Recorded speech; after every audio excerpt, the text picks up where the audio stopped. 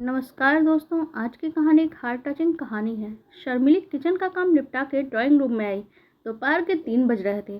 सोचा पहले पसंदीदा टीवी चैनल पे एक कॉमेडी शो देखूंगी, इसके बाद आराम करने का इरादा था।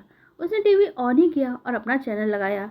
अपने पसंदीदा सीरियल का इंतजार करने लगी। इतने में ही ऑफिस से नवीन का फ़ोन आ गया। नवीन ने फ़ोन पे कहा, हेलो, क्या कर रही हो? शर्मिली ने कहा, बस बैठी हूँ, काम से अभी फारिग हुई हूँ। नवीन कहता है, ठीक है तब सुनो, जमालपुर वाली छोटी बुआ के बड़े बेटे का एक्सीडेंट हो गया है, अस्पताल में भर्ती है, उसे देखने चलना है। मैं ऑफिस से जल्दी आता हूँ और तैयार रहना। शर्मिली बोली, ठीक है। शर्मिली ने टीवी बंद किया और कुछ देर आराम करने बिस्तर पे चली गई। वो सोचने लगी कि 5:30 बजे तैयार होकर जाना है, तो चलो 1 घंटे नींद ले लेती हूँ, कुछ आराम भी मिल जाएगा। बिस्तर पर जाते ही अतीत में विचरण करने लगी। आने वाले मार्च को जीवन के 40 साल पूरे हो जाएंगे। नवीन के साथ जीते हुए 16 साल। कल की ही सी बात है, नवीन के साथ मेरी शादी हुई थी। समय का पता ही नहीं चला। जब मैंने कस्बे के सीनियर सेकेंडरी स्कूल में 11वीं में दाखिला लिया, तो बीच सेशन में ही नवीन ने स्कूल में दाखिला लिया। नवीन के पापा रेलवे में स्टेशन मास्टर थे। वो झांसी से स्थानांतरण होकर हमारे कस्बे अशोकनगर आए थे।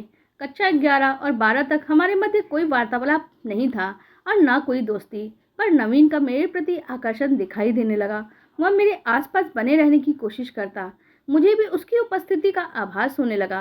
इतने में ही गाड़ी का हॉर्न बजा। विचारों की श्रृंखला टूट गई। देखा तो नवीन गेट पे गाड़ी लेके खड़े थे। शर्मिली कहती है, अरे मैं तो अभी तक तैयार भी नहीं हो पाई।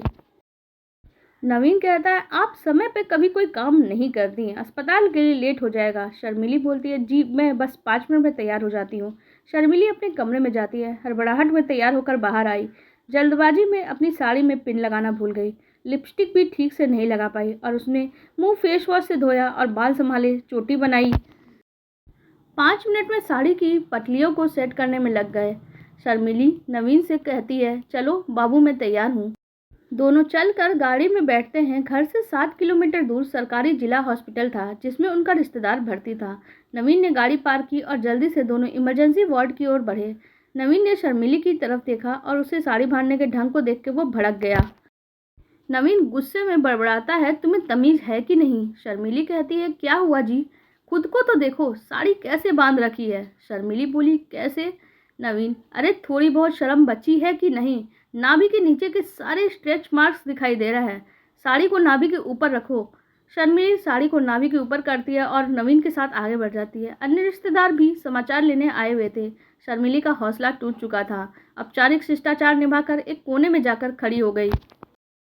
घर पर प्रिंस स्वीटी मम्मी पापा का इंतजार कर रहे थे। उनके भोजन का समय हो रखा था। मम्मी पापा हॉस्पिटल से नहीं लौटे। थोड़ी देर बाद शर्मिली नवीन के साथ घर वापस आती है और चुपचाप किचन में खाना बनाने लग जाती है। दोनों बच्चों के साथ नवीन को भी खाना लगा देती है। नवीन ने कहा, क्या तुमने खाना नहीं खाया क्या? शर्मिली ने कहा, नहीं मुझे भूख नहीं है, सिर में दर्द हो रहा है। तो फिर सिर दर्द की गोली ले लो। हाँ ले ली हूँ। शर्मिली किचन में जाती है और किचन साफ करके बच्चों के साथ बेडरूम में आ जाती है। बच्चों को सुलाने के बाद शर्मिली मुंह ढाँप कर सो गई। नवीन कमरे में आता है और कहता है, अरे ऐसा क्या कह दिया मैंने कि आपने खाना तक नहीं खाया? अरे भद्दी लग रही थी इसलिए बोल दिया। कुछ तो अपने शरीर का ध्यान रखा करो। शर्मिली चादर में मुंह छुपाए लेट गई और सोने की कोशिश करने लगी।